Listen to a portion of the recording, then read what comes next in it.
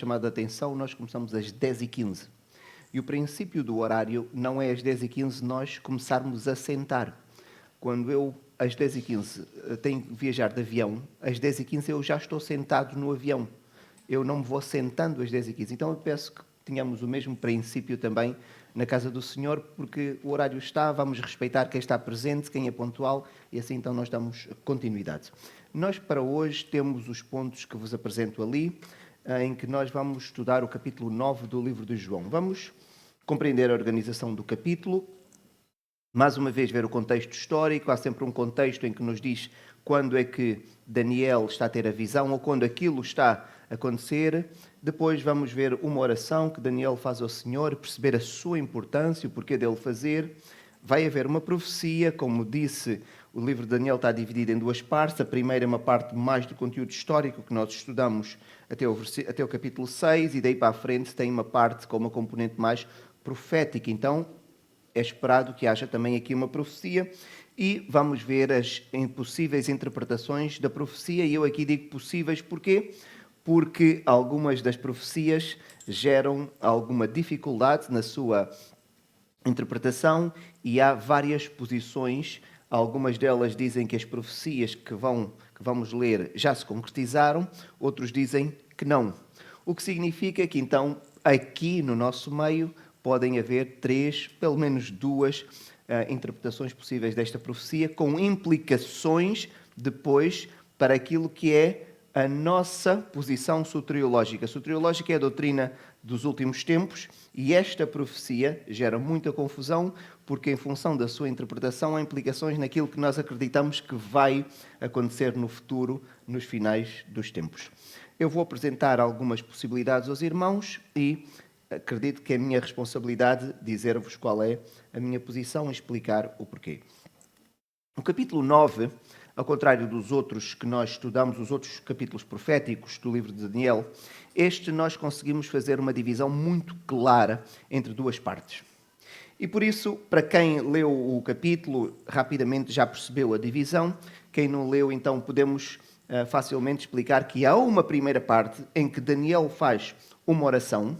E logo a seguir, quando Daniel termina a oração, ele recebe uma visita. E nós não sabemos exatamente se foi uma visita física ou se foi uma visão. O texto dá-nos uma indicação que foi uma visita física do anjo Gabriel, mas alguns entendem que é a maneira como o texto está escrito, mas é uma visão. Para nós é indiferente. Mas basicamente há uma oração que Daniel faz. Assim que ele termina a oração, aparece o anjo Gabriel e vai-lhe comunicar como se fosse um decreto que saiu da parte de Deus exatamente naquela hora. É como se ele tivesse agora a receber uma notícia em primeira mão do próprio Deus. E esta notícia é uma notícia profética que vai falar sobre aquilo que vai acontecer com o povo judeu. E por isso, então, o livro de Daniel, no capítulo 9, nós fazemos sempre esta divisão, porque temos a oração e depois vamos perceber o porquê daquilo que acontece de seguida. E aquilo que o anjo Gabriel vai comunicar a Daniel logo após a sua oração é a parte que eu disse inicialmente que gera aqui algumas dificuldades de interpretação. E por isso, se os irmãos conhecem o capítulo, ficará mais fácil e é uma forma também de nós nos prepararmos para a lição. Os irmãos já sabem que na próxima semana nós vamos estudar o capítulo 10 e se tiverem a possibilidade, peço que leiam em casa já o capítulo seguinte para quando chegarmos aqui já terem o contexto na cabeça e depois ser mais fácil nós seguirmos todos juntos. Então, o Daniel tem tido sempre o cuidado de nos contextualizar. E o capítulo 9 também faz o mesmo e vai dizer: no primeiro ano de Dario, filho de Assuero, da linhagem dos Medos, o qual foi constituído rei sobre o reino dos caldeus. Esta informação ajuda-nos sempre, nem que seja para localizarmos em termos cronológicos quando é que a visão aconteceu. E isso é importante para nós percebermos quanto tempo depois é que a visão se concretizou. Se eu souber que a visão ou que a profecia é feita no ano X, e eu sei que ela se concretizou no ano Y, eu consigo saber se aquela profecia é mesmo profecia ou se eu estou a falar do passado. E aí não é profecia, estou a descrever o que aconteceu. E por isso, esta informação, do ponto de vista da importância teológica da profecia é muito importante para nós percebermos que, de facto, é profecia. É alguém que está a falar de uma coisa que está para vir, o que é impossível. Só Deus conhece o futuro. E por isso esta informação ajuda-nos bastante. Temos aqui algumas coisas interessantes. Não se esqueçam que Daniel agora já estava idoso, avançado em idade, e ele estava a viver durante o reinado da Média e da Pérsia, em que nós sabemos que no Império Medo-Persa a parte persa era mais forte. No entanto, nós encontramos que agora o rei que se assenta no trono é da linhagem dos Medos e conseguimos perceber que provavelmente é uma dinastia diferente.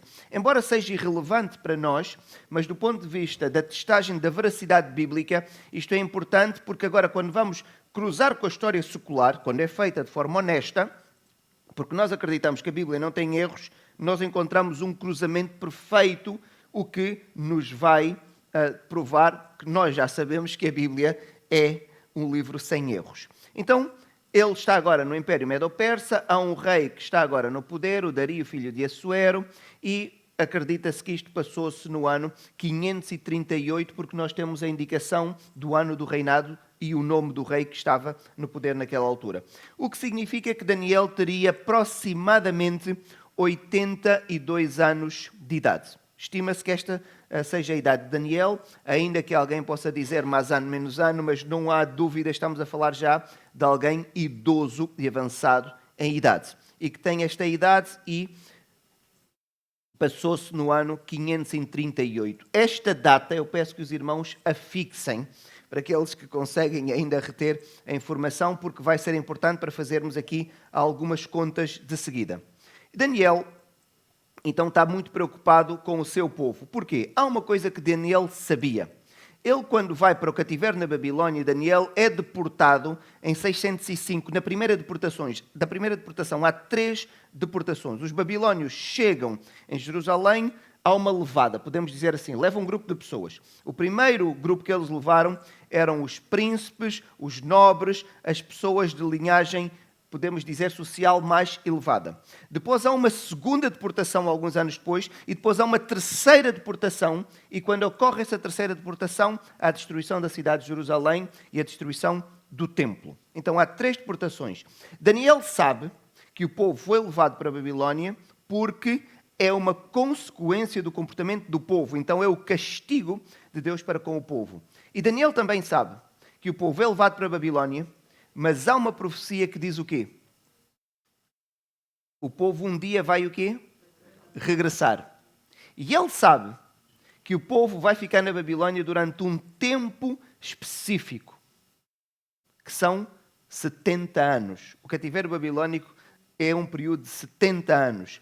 Então Daniel, que já está avançado em idade, ele viveu desde a sua adolescência na Babilónia, ele começa a fazer as contas. Se ele chegou jovem e agora tem 80 anos, ele começa a fazer as contas e há uma expectativa da parte dele. Qual é? O tempo do cativeiro está a terminar. E por isso diz assim: no primeiro ano do seu reinado, eu, Daniel, entendi pelos livros que o número de anos de que falara o Senhor ao profeta Jeremias, que haviam de durar as assolações de Jerusalém, era de 70 anos. Então Daniel começa agora a fazer as contas e percebe: está quase a terminar. O cativeiro está quase a terminar. No entanto, temos um problema.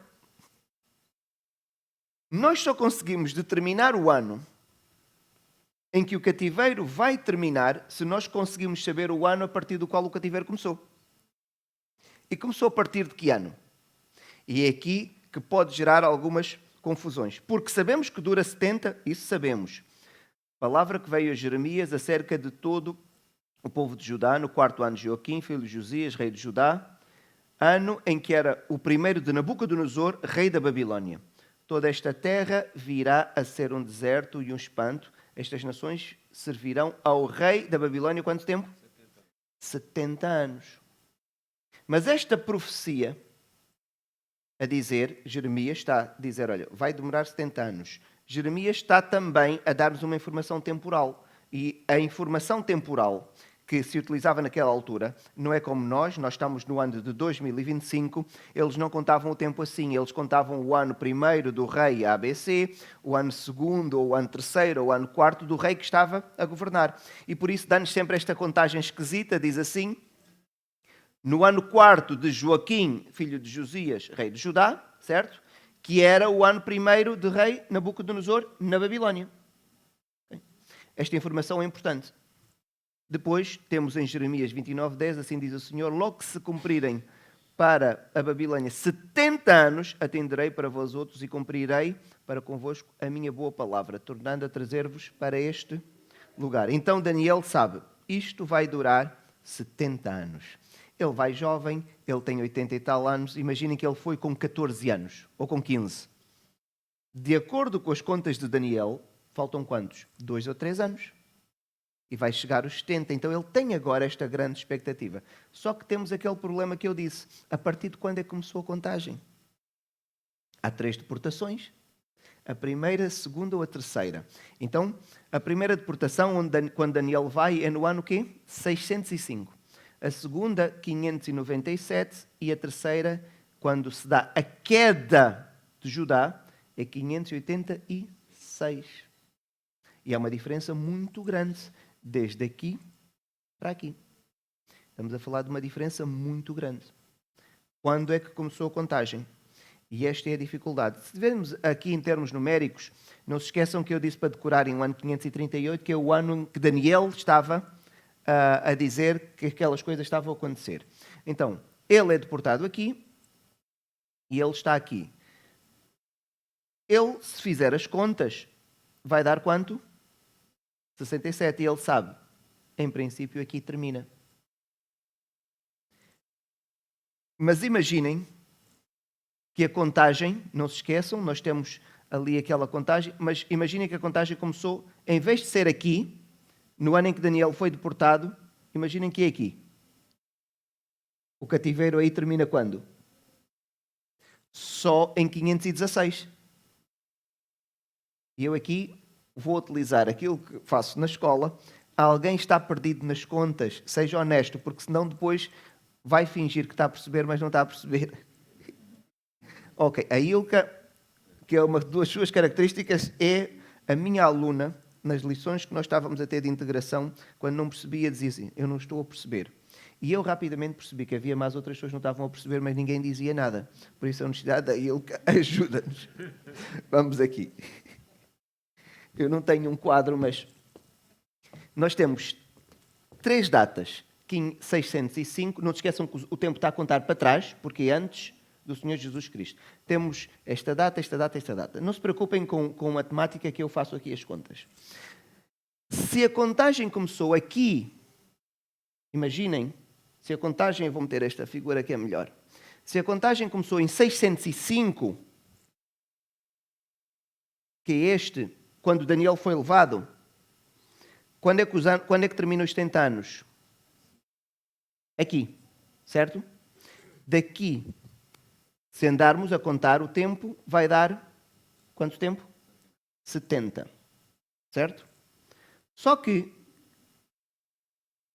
a contagem podia ter começado a partir daqui ou a partir daqui, certo? Se começar aqui, sabemos que está quase a terminar. Mas se começar aqui, ainda falta um bocado. Ainda falta um bom bocado, porque começou depois. Então, por isso é que eu disse, se começou aqui, não vai terminar em 38, vai terminar em... Então, Daniel estaria a viver no ano 48 do cativeiro. Mas para 70, ainda falta muito. Estão a perceber? É que Daniel estava a orar em 38 e na cabeça dele podia ser, faltam 2 ou 3 anos, vai acabar. Mas ele podia estar enganado e o tempo ter começado a contar aqui. E por isso é que eu disse há pouco tempo que havia uma informação importante. Lembram-se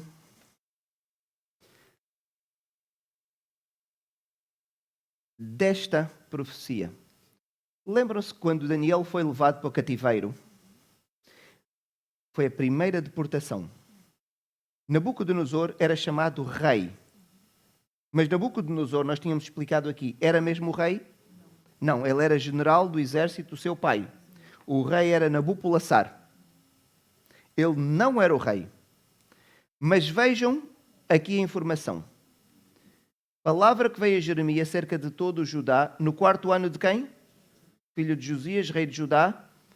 Ano em que era o primeiro de quem? Espera. Então não foi na primeira deportação, porque na primeira deportação Nabucodonosor não era rei. O seu pai é que era rei. Então parece que a contagem foi a partir daqui. Foi a partir do tempo em que Nabucodonosor estava como rei. E diz, toda a terra virá a ser deserto e um espanto, essas nações servirão ao rei da Babilônia quanto tempo? Então a contagem não foi quando Daniel foi levado. Porque quando Daniel foi levado, Nabucodonosor era só um general. Comandava as tropas do seu pai, mas não era o rei. Então Daniel estava equivocado. Ainda faltava um bocado para acabar o cativeiro. E por isso Daniel não sabia quando é que começou. É esperado que ele pensasse que foi quando foi levado. Então ele vivia com a expectativa a pensar, está mesmo quase a terminar. Mas acreditamos, e depois com a concretização da profecia, que não podia ter sido a contagem a partir daqui e começou mais tarde.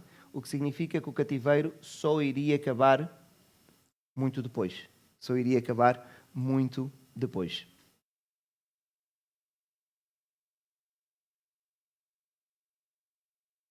Alguém mais está perdido com as contas? Não é que seja importante, mas para pelo menos ter aqui a interpretação do texto e depois o que vem a seguir, porque este referencial de tempo vai ser útil para a profecia que vai ser dada a seguir.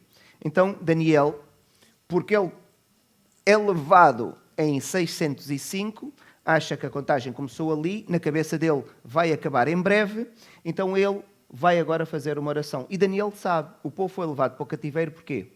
Por causa do seu pecado.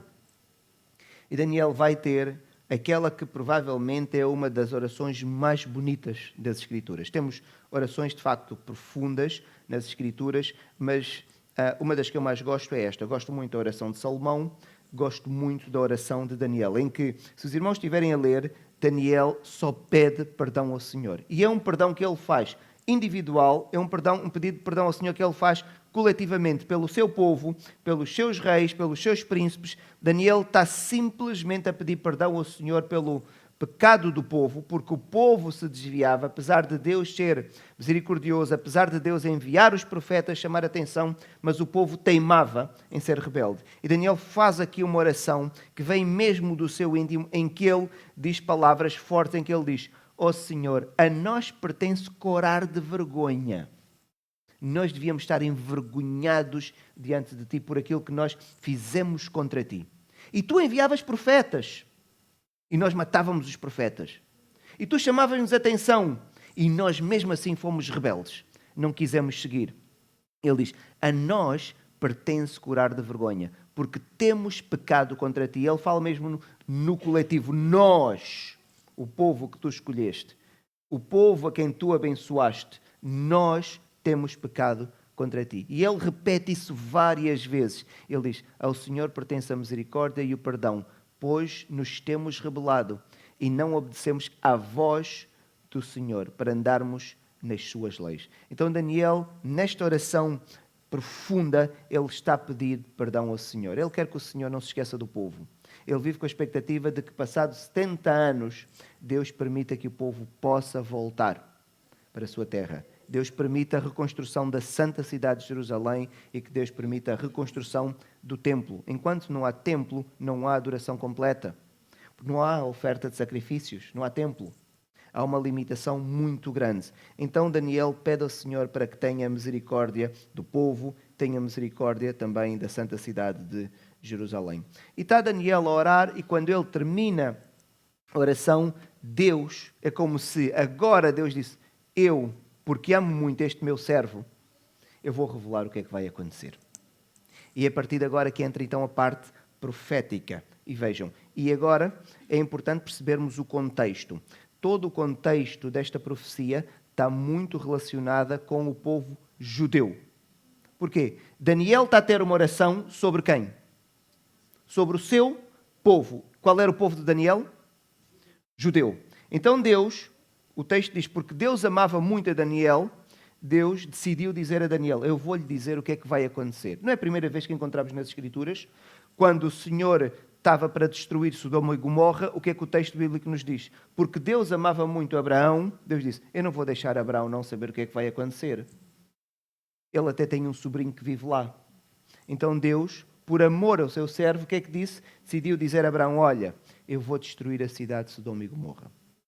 É o mesmo princípio que está a ser utilizado aqui. Deus, na sua misericórdia, revela então ao seu servo. E diz assim, falava eu, ainda na oração, naquela oração, da primeira parte do capítulo 9, quando o homem Gabriel veio rapidamente voando e me tocou à hora do sacrifício da tarde. Estão a ver? Aqui não sabemos se é visão ou não. O texto parece que nos indica que não é visão. Seja lá como for, imaginem a cena. Se não for visão, fica mais extraordinário para mim, não é? Porque ele diz que Gabriel é um quê? É um homem, não é? Pelo menos tem a fisionomia de um homem. Agora, imaginem Daniel, está a orar, provavelmente abre os olhos e vê um homem a voar. Parece um filme de super-heróis. Ele vê um homem a voar que se vai aproximar. Não sei se voava como assim, se ia voando assim, mas eu fico a pensar, agora se calhar a minha mente infantil, como é que Gabriel se aproximou. Agora veio a voar um objeto, que é um homem, e vai ter com ele. Veio rapidamente voando e me tocou a hora de sacrifício. Ele queria instruir-me, falou comigo e disse, Daniel, agora saí para fazer-te entender o sentido. No princípio das tuas súplicas, quando ele começa a orar, diz assim, saiu a ordem e eu vim para te declarar, porque és muito amado, considera, pois, a coisa e entenda a visão. É como se Deus dissesse, hoje, neste momento, eu fiz um decreto sobre aquilo que vai acontecer. Daniel está a orar e Deus diz, e eu hoje também, no mesmo dia em que eu decidi, eu vou revelar o futuro ao meu servo. E agora a expectativa é, o que é que vai acontecer? O que é que vai acontecer? Esta é a expectativa agora de Daniel. Porque Deus acabou agora de fazer o seu decreto.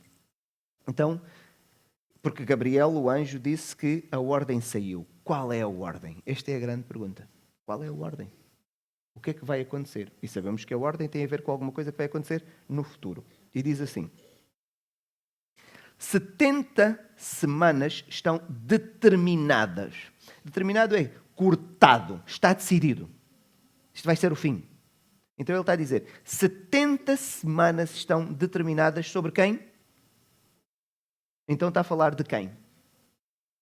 Dos judeus. Está a dizer, 70 semanas estão determinadas, mas podia não dizer sobre quem. Mas o texto é muito claro, diz, sobre o teu povo. Havia outros povos. Havia os medas, havia os persas, os caldeus e os outros povos todos que tinham sido conquistados pelos medo-persas. E outros que nós não conhecíamos, porque a história ainda não relatava sobre eles. Os povos ameríndios, por exemplo. Então, o texto está a referir-se claramente, estão determinados sobre o teu povo. E é importante para depois não fazermos uma interpretação errada da profecia. Então está a dizer, 70 semanas estão determinadas sobre o teu povo. Agora, 70 semanas, se cada semana tem 7 dias, quanto tempo dá? 490 dias. 490 dias. Só que Daniel percebe que não são semanas de dias. Porque toda a lógica do livro de Daniel utiliza a semana de quê? De anos.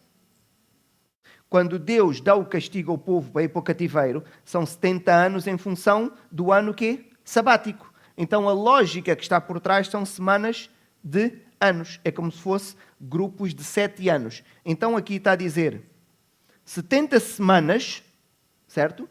Cada semana tem quantos anos? 7. Então estão determinados. Quantos anos são, Valci, novamente? Agora 490, não dias, mas anos. Então está a dizer, 490 anos estão determinados sobre os judeus, o teu povo, e sobre quem? A tua santa cidade. Ok. E depois vemos ali uma lista de coisas, e nós devemos compreender o que é que ali está. Diz assim, 70 semanas estão determinadas para o quê? Fazer cessar a transgressão, uma. dar fim aos pecados, 2, fazer expiar a iniquidade, 3, trazer a justiça eterna, 4, selar a visão e a profecia, 5, e o 6º é ungir o santo dos santos. Então há algumas coisas que nós temos de perceber antes de avançarmos, para depois não gerar confusão. Primeiro, o teu povo, já percebemos que é o povo judeu, que é o povo de Daniel, o povo ao qual ele pertencia. A Santa Cidade, também conseguimos perceber, está a falar do quê? De Jerusalém. E Santo dos Santos, nós sabemos, ungir o Santo dos Santos, sabemos que é o Senhor Jesus, o Messias. O Messias. Então, nós com esta informação, já podemos avançar na interpretação da profecia. Sabemos, a profecia vai se concretizar daqui a quanto tempo, sabemos para que é que ela serve, para fazer aquelas 6 coisas, devemos ver novamente, e temos aqui algumas referências que são importantes para nós. A profecia é sobre os judeus, não é? Sobre a cidade de Jerusalém, não é sobre a cidade de Lisboa, é sobre a cidade de Jerusalém, e temos aqui também uma indicação que tem a ver com a unção do Messias, que estava profetizado que havia de vir para quem? Para os judeus. Para os judeus, porque o Messias é judeu e estava para vir para os judeus. O Senhor Jesus Cristo estava para vir para os seus. Os seus quem? O seu povo, os judeus.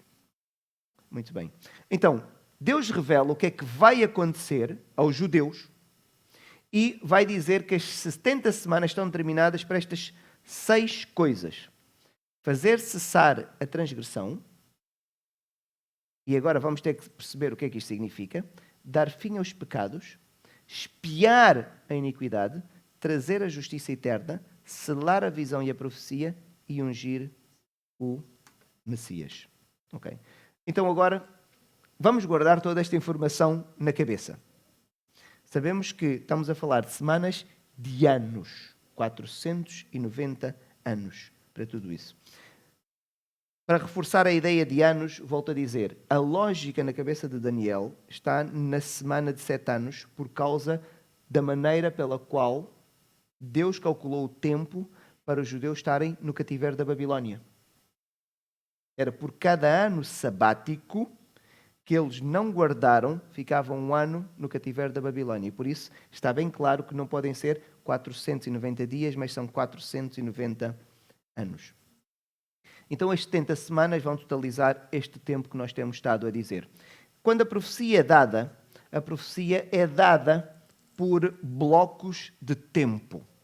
E nós vamos começar a ver. Então a profecia está dividida em 3 períodos.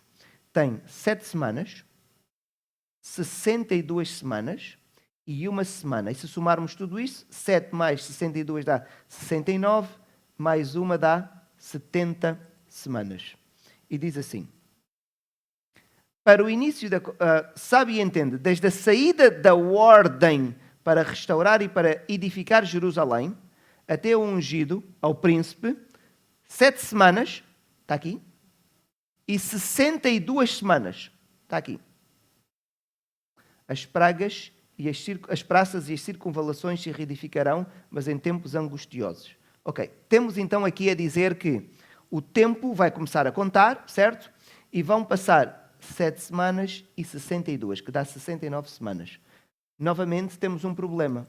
A partir de quando é que vai começar a contar o tempo? Nós precisamos desta referência para eu saber quando é que vai acabar. Se eu não saber quando é que começa, eu nunca sei quando é que acaba. Mas aqui a informação diz-nos desde quando? Desde a saída da ordem para restaurar e para edificar Jerusalém. Há uma ordem que tem que ser dada e a partir daquela ordem, que é um decreto real, acreditamos que é da Artaxerxes Longânimos, a partir daquele período, quando a ordem é dada, o decreto real sai, então o tempo começa a contar. E nós sabemos, vai passar um período de 7 semanas, reedificação dos muros da cidade, reedificação do templo, depois há um período de 62 semanas em que a cidade está a ser fortalecida, em que tudo é restaurado de acordo com aquilo que era esperado, com muita dificuldade, aqui diz em tempos angustiosos, e falta ali uma semana. E fica a faltar ali uma semana. Meus irmãos, então, se nós pudéssemos ver, vemos que 7 e 72 semanas foi o tempo para a reedificação de Jerusalém. E nós, se fizermos as contas, aqueles mais curiosos depois poderão estudar e vão perceber isso, e que foi um período que não foi nada fácil para os judeus. Nada fácil. A profecia, por isso, vai dizer, reedificarão quem é a cidade, mas em tempos angustiosos. Se nós somarmos 7 mais 69, mais 62, dá quantas semanas? 69. Estamos a falar em semanas de anos. Quantos anos passaram? 483. No total tem que dar quanto?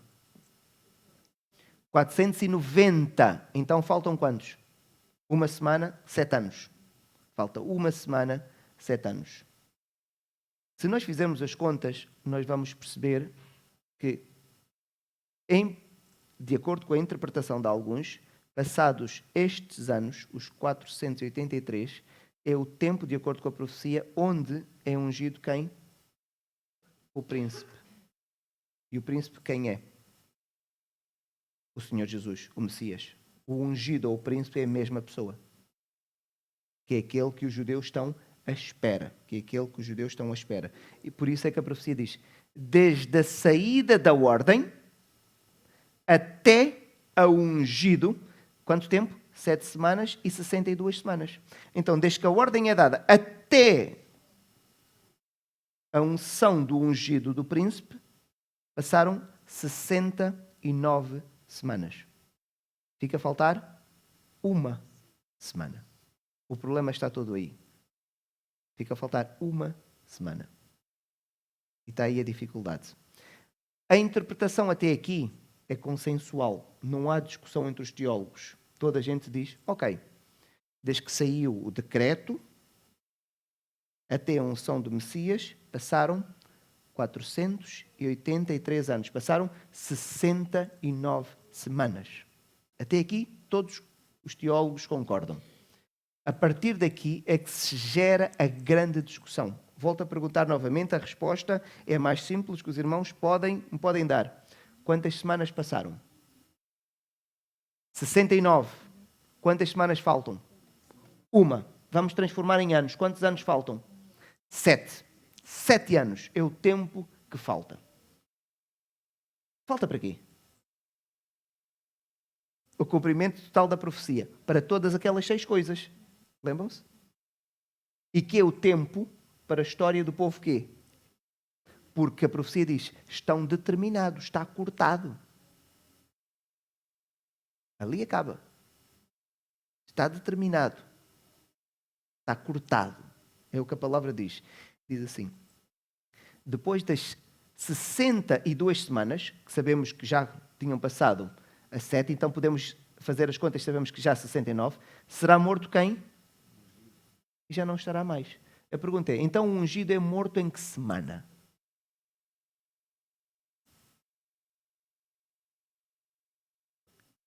Na 70ª. Porque aqui diz, depois, os irmãos agora têm que ter sempre isto na cabeça. Já 7 passaram e agora está a falar deste grupo, certo? Quando somarmos este e este, há quanto? Muito bem, então agora está a dizer, depois das 62, já tinham passado 7, depois é no final, então passaram quantas? 69,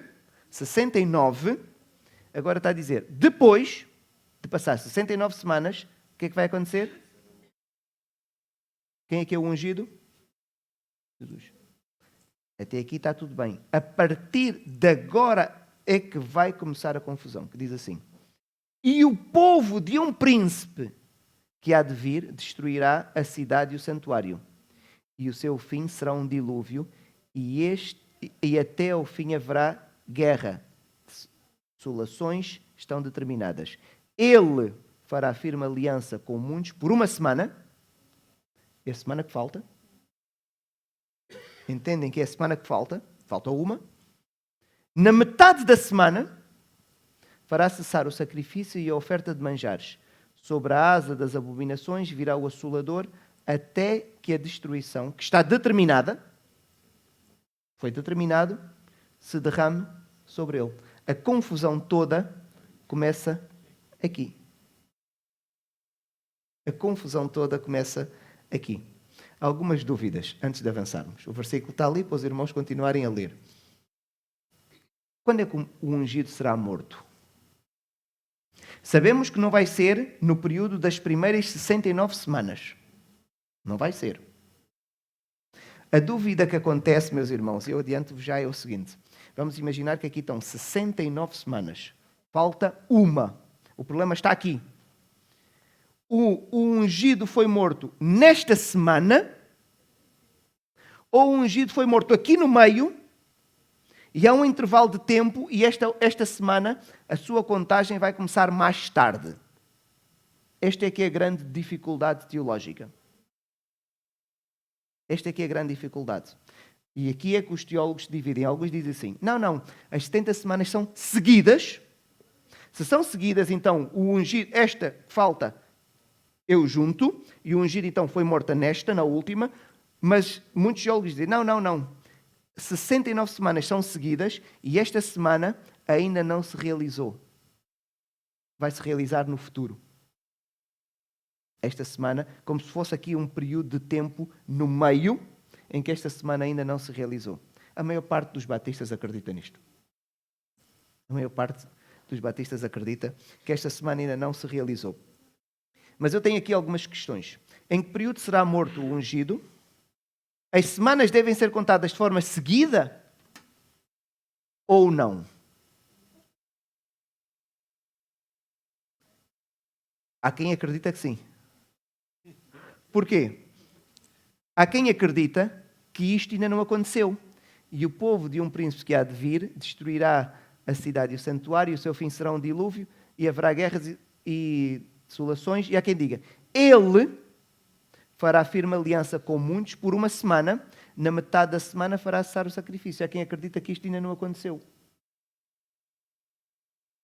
É como se fosse uma profecia que tivesse um intervalo e depois vai continuar.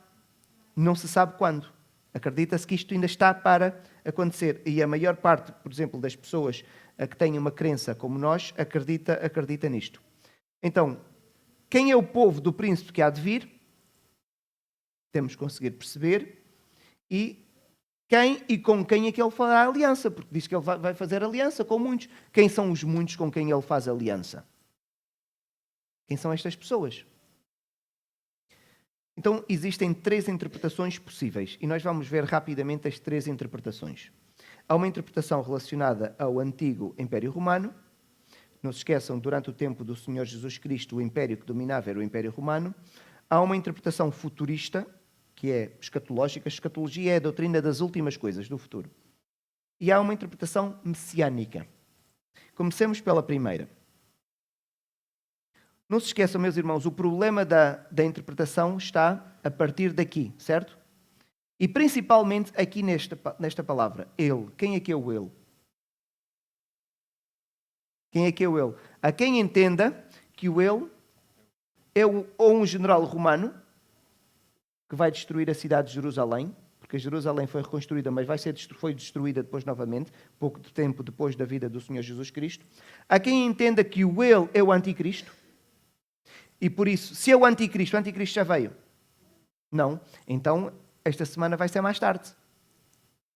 Porque se o ele é o anticristo, há quem acredita que é o anticristo, fará aliança com muitos, vai enganar muitos, mas na metade da semana vai se rebelar, vai mostrar quem é. E vai impedir que seja feito o sacrifício e a oferta de manjares. E a destruição total. Este é o entendimento de muitos evangélicos. Então, quem acredita que o ele aqui... Não, metade da mesma semana. Quem acredita que é o anticristo, acredita que este tempo que está aqui é a semana que falta. E por isso acreditam que a grande tribulação são estes 7 anos. Quem acredita que o ele é o anticristo. Que é dividido ao meio. Sim, na verdade ele simula os primeiros 3 anos e meio e depois é que se mostra verdadeiramente quem é. Que é a semana que falta. Porque falta-nos uma semana. E a dificuldade de saber qual é a semana é por causa do ele. Por que está aqui. Se for o anticristo, a semana ainda não aconteceu. Se for o anticristo, não aconteceu. Então a primeira interpretação, que é aquela que eu vos disse, do Império Romano. O ele não é colhida por muita gente. O ele representa o imperador romano Tito, que acabou por liderar a destruição da cidade de Jerusalém no ano 70. A metade da semana, acredita-se aqui, que é o tempo em que houve perseguições. E quando os romanos chegaram naquela zona onde nós conhecemos como Israel, a relação era boa, davam liberdade de culto, permitiam as pessoas praticar no templo, não deixavam os gentios entrar no templo, deixaram os judeus fazerem as coisas da maneira como estava prescrita na lei. Chegou a uma determinada altura na história que Roma entrou em conflito com os judeus de tal maneira que Roma disse, chega! E destruiu a cidade de Jerusalém mais uma vez e destruiu o templo. E a destruição que houve no ano 70, nunca mais o templo foi construído até hoje. O templo de Jerusalém nunca mais. Estamos a quase 2000 anos sem templo, porque aquilo foi destruído e até hoje nunca mais foi reconstruído. Acredita-se que pode ser, só que temos um problema. Se for esta interpretação, as 70 semanas já passaram, mas a destruição de Jerusalém aconteceu no ano 70. Se quando o ungido é ungido, nós terminou a semana 69, a última semana demora 70 anos, mas não estamos a dizer que as semanas demoram 7 anos? Gera aqui uma confusão.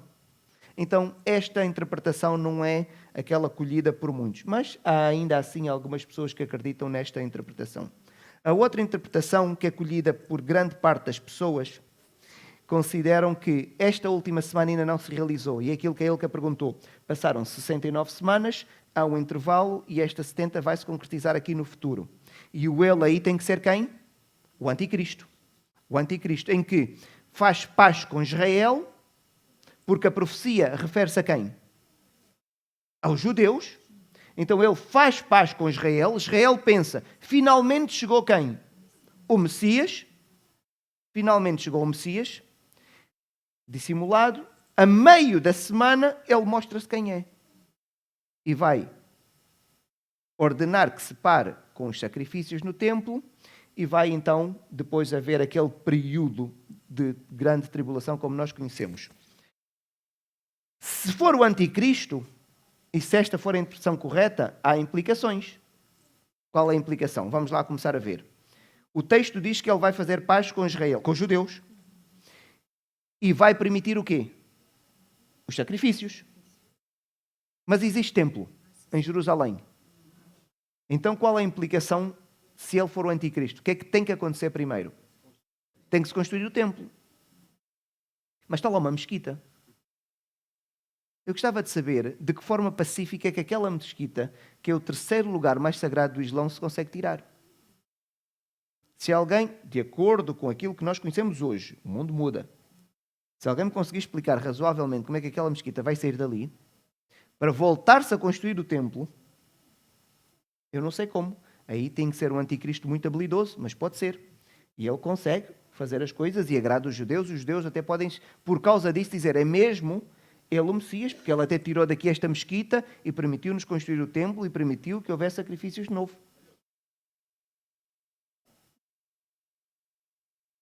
Pode? Agora, eu acho que sendo o terceiro lugar mais sagrado, não vai deixar de ser. E agora, eu acho que os islâmicos vão querer construir ali a mesquita novamente. Mas sim, se o anticristo for esta pessoa que consegue, com paz, conciliar as duas coisas, qualquer judeu vai dizer o quê? É o Messias. Qualquer judeu vai dizer que é o Messias. Pronto, pode ser. Então, só que quando ele se rebelar, vai desencadear-se aquilo que nós chamamos do período da grande tribulação. Muito bem. E esta interpretação tem a implicação que passaram então quantas semanas? 69, falta uma. Só que esta uma já se realizou.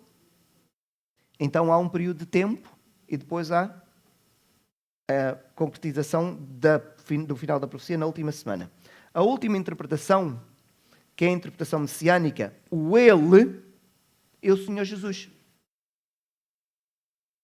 O Ele é o Senhor Jesus. que confirma a nova aliança com muitos. Diz, ele faz aliança com muitos, há quem diga. Então é o Senhor Jesus, foi ele que faz aliança com muitos. O que significa que se for o Senhor Jesus Cristo, o que acontece é que estes 7 anos que faltavam já se concretizaram. Porquê? A semana são 7 anos, como já vimos, não é? Na metade da semana, o Senhor Jesus Cristo morre. Porquê? As 69 semanas terminam quando? Para quem estava atento. Quando é ungido, o Senhor Jesus Cristo é batizado e desce o Espírito em forma de, como se fosse uma pomba, e há a voz do céu que diz, este é o meu filho em quem me compraste. Unção do ungido. 3 anos e meio depois que é o ministério do Senhor Jesus Cristo na terra, o que é que acontece? A sua morte. E depois, 3 anos e meio é um período apostólico forte, em que depois, grande atividade evangelística sai do mundo judaico e passa para quem? Podemos dizer que aí se estabeleceu verdadeiramente o quê? A igreja. Certo? Esta é a interpretação. E eu acredito nesta. Que o tempo foi contado de forma seguida. Porquê? E eu agora falo contra a maioria. Atenção, eu estou no lugar da minoria. Nós não encontramos na interpretação da profecia nada que me autorize a dizer que a profecia teve um intervalo. Eu não encontro nada. Não vou eu, ou seja, se eu disser isso, é uma interpretação que eu é que faço. É uma interpretação que eu faço. Porque a profecia, o texto, não diz nada que há paragem. Diz que é seguido. Então eu vou fazer uma interpretação e aquilo que eu tenho optado por fazer agora, quando leio a Bíblia, é fazer a interpretação mais simples possível, utilizando o método literal histórico. Ali diz que são 70 semanas. Já percebemos que são 490 anos. Muito bem. Então, na minha cabeça é, desde que sai o decreto, até terminar aquele tempo, são determinados 490. Pronto. Como nada me diz que o tempo é suspenso ou que é parado, eu não vou dizer o que a Bíblia não disse. Então, para mim, é o tempo todo contado. Implicações.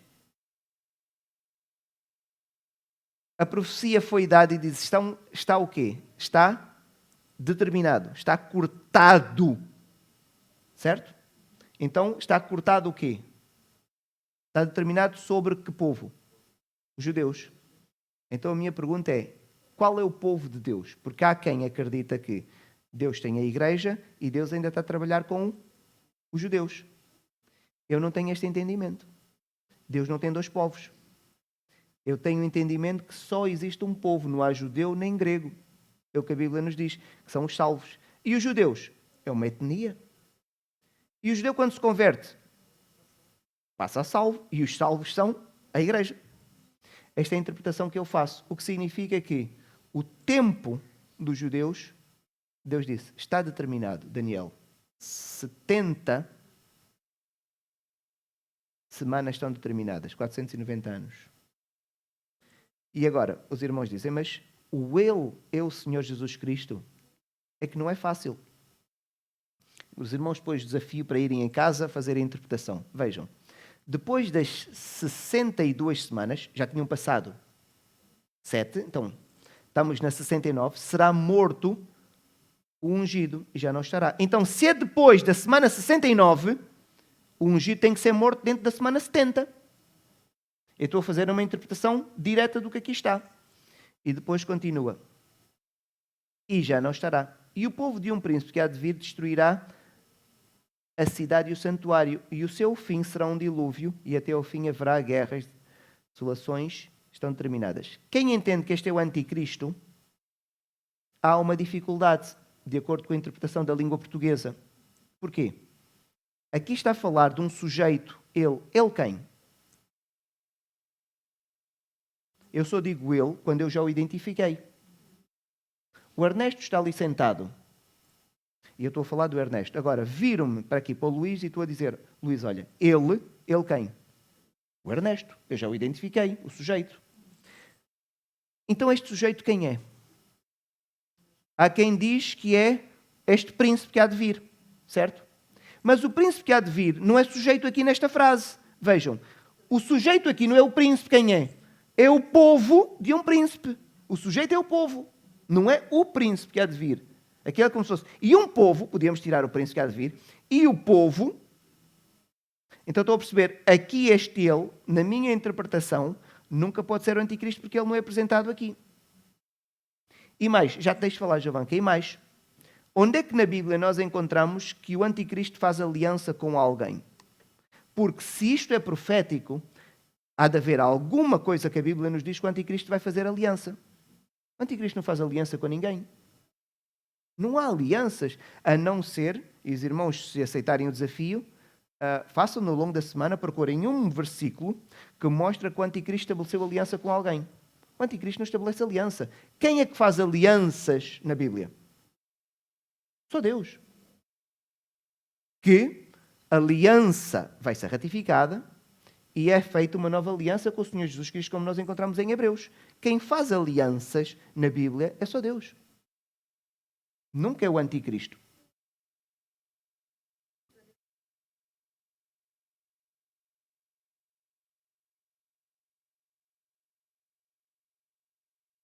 O príncipe é um ungido. Não. Agora, a dificuldade depois poderá ter a ver com isto.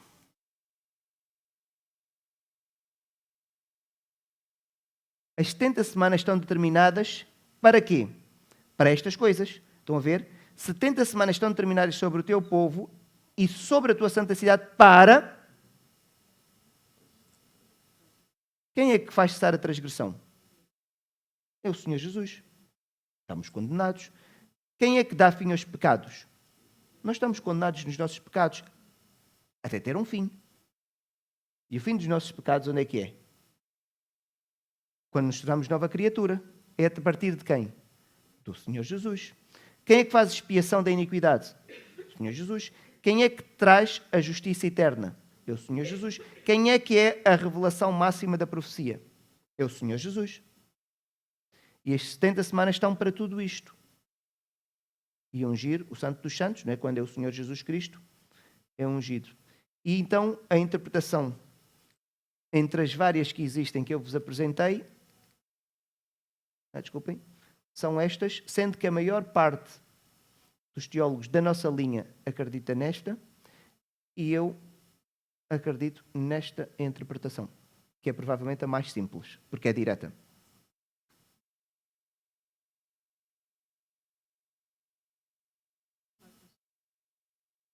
Está cumprido. É isso que eu acredito.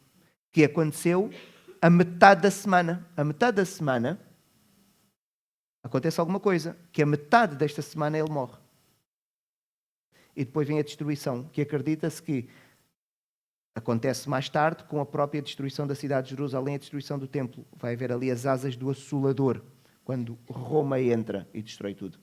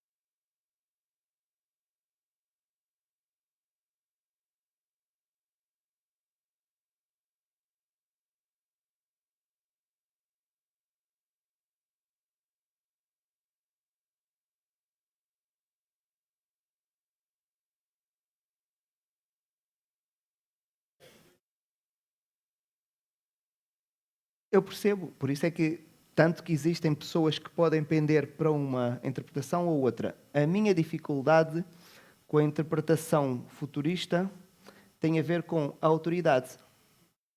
Ninguém tem autoridade para dizer que há um intervalo ali. Isto é uma autoridade humana, porque a profecia não diz que há intervalo. A profecia não diz em lado nenhum, e não há nenhuma profecia na Bíblia, essa seria a exceção, em que há um intervalo para a sua concretização. Nós não encontramos nunca isto.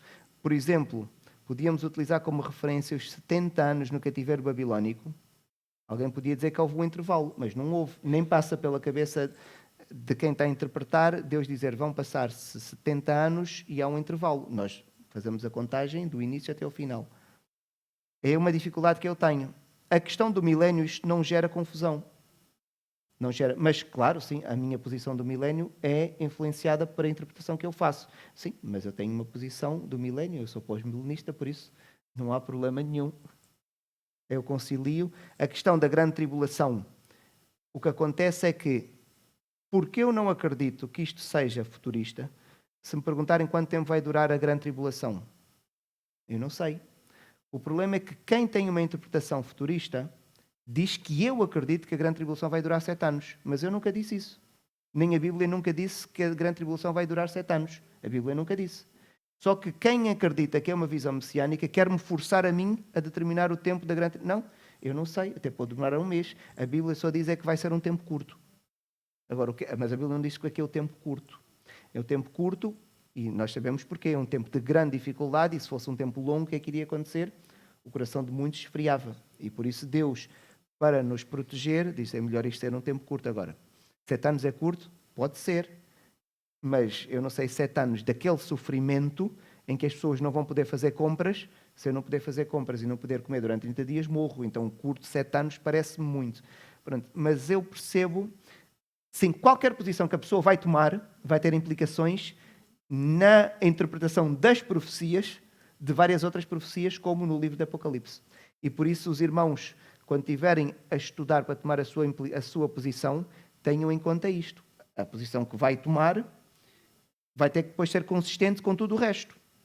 Eu não posso tomar interpretações de vez em quando de uma linha de outra linha, não. Tem que haver aqui uma consistência. Mas eu corro o risco, principalmente por causa disso, Marcos, eu não encontro um intervalo ali. E eu não quero assumir que há o intervalo.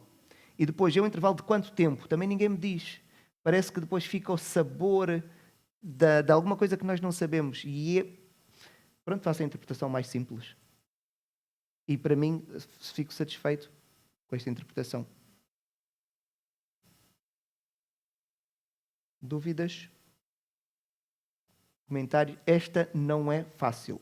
Por isso, não desenvolvam só a posição porque ouviram esta lição. Também não é sábio. Também não é sábio. Convém os irmãos que são curiosos destas coisas estudarem bem. Estudarem bem para depois desenvolverem a vossa convicção. Olhem, muito obrigado.